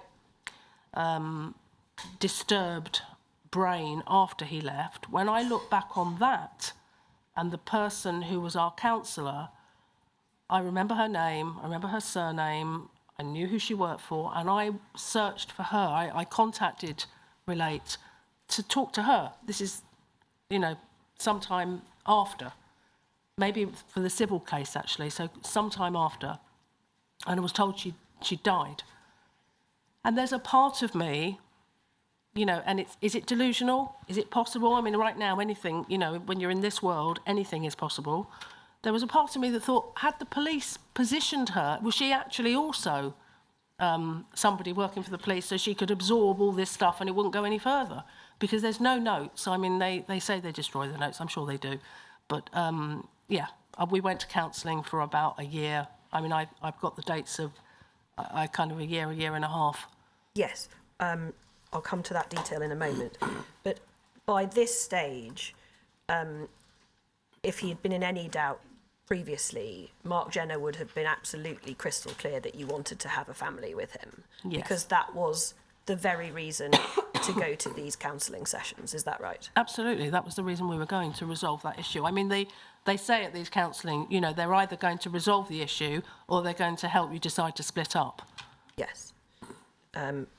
at paragraph 4.108 of your statement, you note that what your diary records about how often you attended, and your diary records that you attended 13 times in 1999 from February through to November, and then once in 2000. But I think you say in your statement that your memory is that you attended much more often than that. Is that right? Yeah, it was in the West End. It was, it became something that we did together, and we'd go to the pub after, and he drove there, and I feel like we went more often than once a month, but it was quite expensive, so maybe we went every couple of weeks, or maybe we didn't. Maybe we did go once a month. They give you exercises to do. And that was over a period of about 18 months, you think? I think so. I mean, as I say,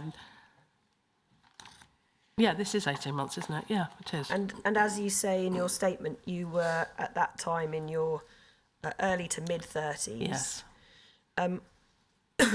What was his attitude towards the counselling after that first initial meeting? Did he engage in it with you? He did. I mean, he mentioned on one occasion that, he gave an excuse that his father was suffered from epilepsy, and that was one of his fears of passing on epilepsy to children. I'd never heard about the epilepsy before, but okay. He did engage. I mean, again, with hindsight, I think it was an opportunity to, practice a bit of role play. And so far as you were concerned, though, was your impression of him that he was working towards going to be having a family with you, to essentially working towards agreeing that he would work through whatever issues were holding him back and would indeed become a father? Yeah, I think that's what I hoped. I mean, I can't remember the details of the sessions. I can remember what the counsellor looked like, and I can remember what that room looked like, and I can remember where we used to park to go there. We were a couple who were trying to work through some issues, yeah. And how do you feel about him having attended those sessions now, knowing what you know about him now? It's unfathomable. I mean, I've used this phrase about other undercover officers whose evidence I've heard, and all I can say is I just think they are emotionally hollow. I don't understand. It's like out of my ken. I can't wrap my head around the idea that anyone could do this. And one of the things as well, if you look at the groups that Mark was engaged in, if you look at the men who were involved in AFA and Red Action, and to a degree the Colin Roach Centre, but more so in those later years, they are men who he didn't need me in his relationship for those relationships. He didn't need me in his life for those relationships. They weren't, as far as I was aware, they weren't men who, I don't know, but I'm not sure that they were very macho. He could have said, I've binned her off. She was doing my head in. She wanted kids. I didn't need any of that. He totally could have done that. And so the fact that he didn't reveals, I mean, I don't know what it reveals, except, unfortunately, and I'm careful with this, but a sadistic streak. I can't, in fact, the counsellor did say that. When I went to see her after he'd left, she said, I think he's a sadist. It's sadism, because there's some pleasure being taken in this constant stringing along. And of course, what's happening here is, however wrong it was to get involved in the relationship in the first place, by carrying, the fleeting and disastrous trade manual reference, but by carrying it on for so long, what he's doing was stealing some of my most fertile years. And there's often, understandably so, deep upset and concern about women who have had children with undercover operatives. But sometimes the bit of the picture that isn't seen as much is the women who've had their opportunities stolen from them to have children, because these men took some of our most fertile years. And it's only kind of circling back to, the Jewish community, the small London community, that I've been fortunate enough to go on to have a family and have children. But that's not typical of our experiences. Yes, thank you. I want to move on to just ask you what your experience was of other types of close relationships Mark Jenner formed with people during the period of his undercover reporting deployment. From what you saw, who was he closest to during that period of time? Well, it changed. In the beginning, he was definitely closest to Mark Metcalf. He became good friends with Bert, as we're calling him. Yes. He, rubbed along comfortably with Steve Headley. And then later, he became close to some of the people in Red Action and AFA. Thank you. In terms of your friends, Yeah. if we look at paragraph 5.2 of your witness statement,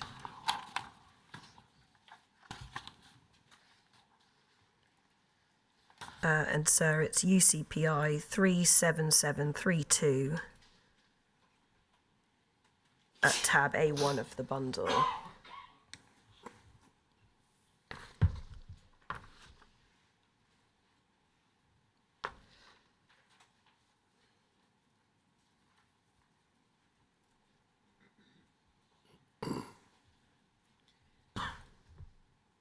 So it's paragraph 5.2.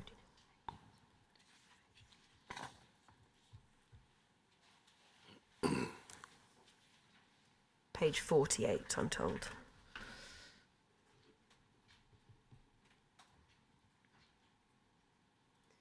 Thank you. And if we look at paragraph 5.2, thank you. Mark was considered a good friend by one of my oldest friends from school, P, and her then husband, P. I think you have a list beside you, or you may know from the context, who we're talking about, without naming them. How friendly was he with those two individuals, and how close were they to you? The first P is one of my oldest friends, who I've known since I was about 12. They're very, very old friends. I mean, they're very close old friends. And, they loved him. I remember staying over at their house when their children were very little, and their daughter coming to wake us up and saying to P, Alison and Mark, Alison's still in bed with her dad. What's happened? Why aren't they up yet? So that, she came into our room, we were sleeping in the front room. The kid came into our front room, checked on us. So, yeah, they were, And they weren't activists? No. They weren't involved in any political groups? No. Paragraph 5.3, please. Again, you refer to one of your oldest friends and her boyfriend. Again, I think you know who's under the privacy redactions. Yeah. He had a very close relationship with them as well. Yeah, they were activists. They were involved in the Colin Roach Centre. At paragraph 5.8, it'll be over onto page 50.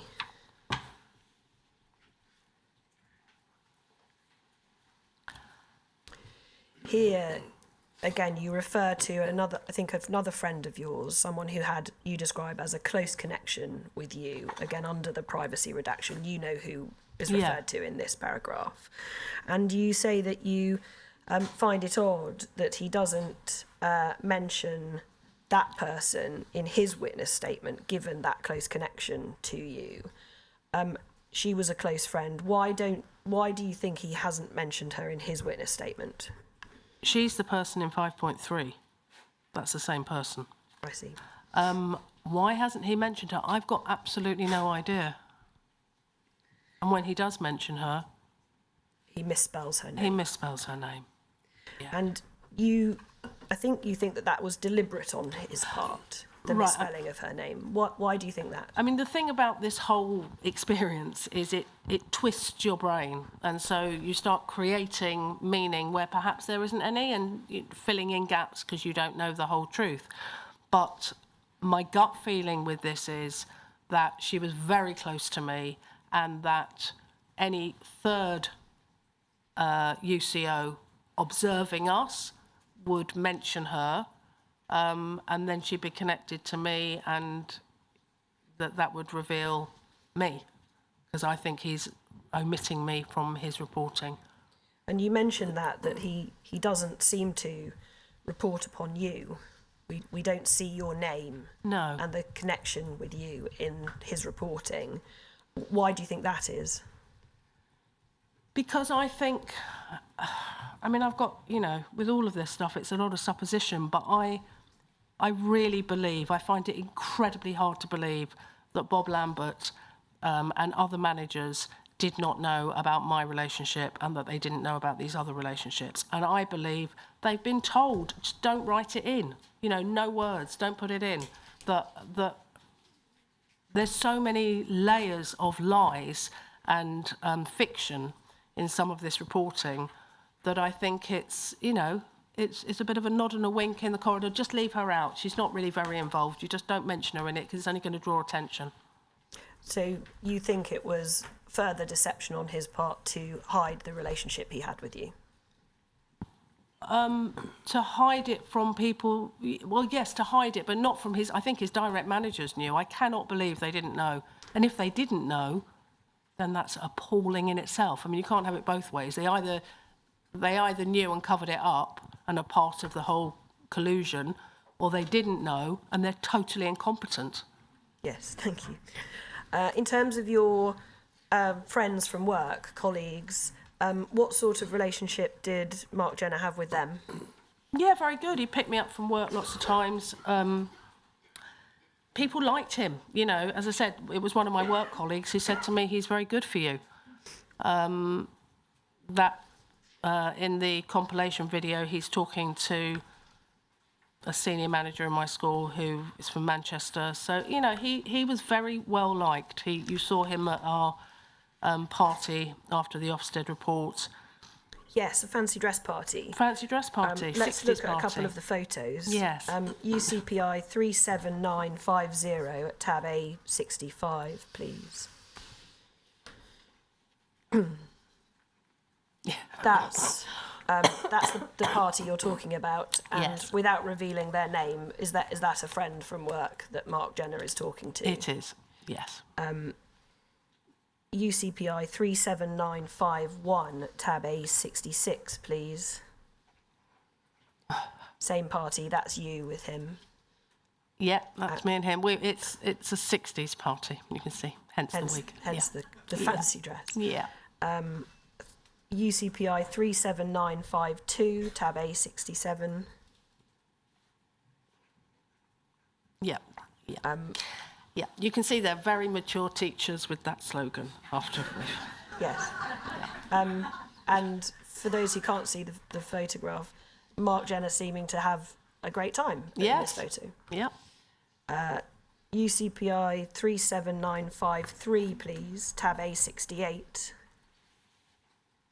Mm-hmm. Again, a colleague and friend of yours. Yeah. Mark laughing in the photo. Yeah. UCPI 37954, tab A69 of the bundle, please. Again, you, a colleague and friend, and Mark in the photo. I think he came on a day trip with some of your work colleagues to Brighton, is that right? That's right, yeah. If we just look at that photo, UCPI 37949, please, at tab A64 of the bundle. That's you and him in the photo in Brighton, is that right? Yeah. And how many people were on that trip, roughly? I think there was us two and maybe 3 or 4 others. Thank you. It would have been like 2 colleagues and their partners, I think. I want to move on to just a couple of short, discrete topics before we break for lunch. Mark's van. Yeah. We've seen the red van in some of the photos and the footage. What did he use the van for? You've mentioned a little bit about him giving lifts to people. Were they activists? Yes. He was giving lifts to from the Colin Roach Centre? Yeah, he gave lifts to people from the Colin Roach Centre. I think with the white van, I think he probably gave lifts to people with AFA as well. He used it to transport sound systems for gigs. I remember him once giving Mark Thomas a lift, the comedian, because we had him speak at an event. Am I allowed to say his name? He's a public figure. I think so, Thank yes. I'll be corrected if I'm wrong. So, yeah, he gave people lifts. He transported equipment. He took activists to demonstrations if called upon. He did what anyone asked him to do, basically. He was really Mr. Nice Guy and very easygoing and willing to help. And you say you think having a van assisted him in his cover identity? Absolutely, yes. Can we look at the bank card discovery, Let's. please? You deal with this at paragraph 4.98 to 4.100 of your witness statement. You found a NatWest bank card in the name M. Jenner with a signature in his handwriting. Is that right? I mean, I think it was a NatWest bank card. I'm pretty sure it was, because I know NatWest was what his bank was, because I used to get the statements after, and I still got some. So, but it was definitely a card with the name Mark Jenner on. Yeah. And how did you come to find it? Well, it doesn't necessarily reflect that brilliantly on me. I think it was at a period. I mean, I don't know. I've said November 1997. I don't know exactly when it was. I didn't think he was having an affair. I wasn't kind of looking for something like that. I felt that he was not necessarily telling me everything. And I thought, maybe he was getting involved in political stuff that he wasn't telling me about. And he went to the local shops to get some breakfast for us. And he left his leather jacket hanging in the hallway. And I looked in the pockets. And in the inside pocket here, I found this card. Now, my memory of it, and I know that memory is a strange thing, and I know that you can create false memory, and I understand that, but I can only tell you what I remember, and I suppose the significance of the memories is that because my memories aren't necessarily what I remember now, they're memories that I recorded after he left 25 years ago, which was closer to the time. Yes. So my memory was that I saw this bank card in the name M. Jenner in his handwriting, and I wrote it down. I wrote down the number of the card, the name on the card, and I put it in a small jewellery drawer in my dressing table.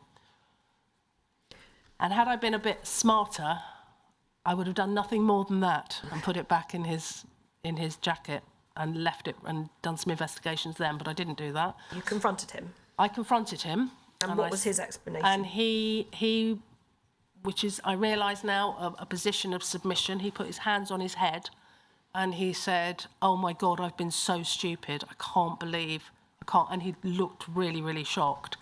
And he said he bought it off a man in a pub.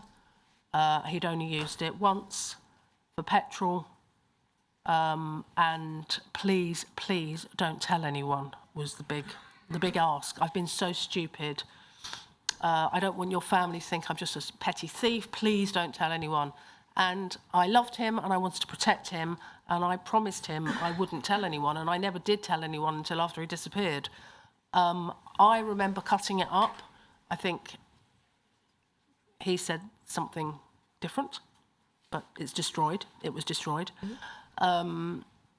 And that was it. So that was how I found it. And did you believe his explanation at the time? Yeah, I did. And also, he bought it off a bloke in a pub. And, I don't know about buying stolen credit cards or bank cards off men in pubs. So what do I know? Okay, you bought it off a bloke in a pub. I mean, and you've used it for petrol. Did I think at the time, CCTV, that's really stupid? I didn't. I was like, okay, that is ridiculous. It's not like the other thing, it was like, we're not wealthy, but we were fine. I had, teachers, it's okay. We were okay for money.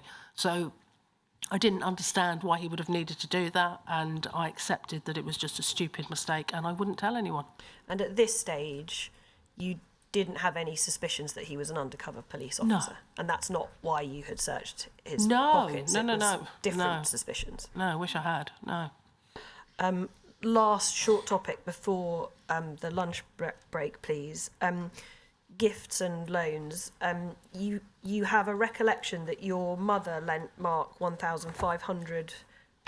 You say at paragraph 4.105 of your witness statement. Do you remember what that was for, how it came about?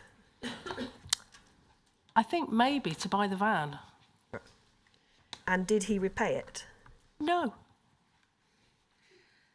You also say in that paragraph that Mark's final letter mentions owing you money when he left. Did he owe you money when he left? No. I think that he was probably talking about that money for my mum. I see. Thank you. Sir, is that a convenient moment for a break? Certainly. We'll resume at 2. All right.